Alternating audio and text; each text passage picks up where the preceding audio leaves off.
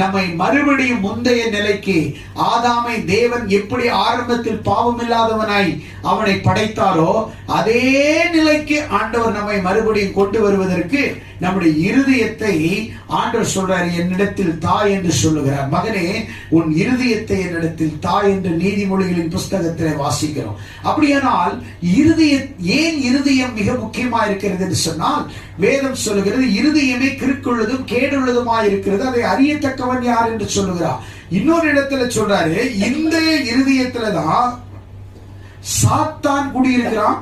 இந்த இருதயத்தை தான் சாத்தான் பொல்லாத சிந்தனைகளால நிரப்புறான். கரெக்டா? இந்த இருதயத்தை சாத்தான் என்ன செய்யறான்? பொல்லாத சிந்தனைகளால். சிந்தனை எங்க உருவாகிறது? இருதயத்துல. தவறு எங்க யோசிக்கிறோம்? இருதயத்துல. தவறு எங்க செய்யறோம்? இருதயத்துல. பாவம் எங்க செய்யறோம்? இருதயத்துல.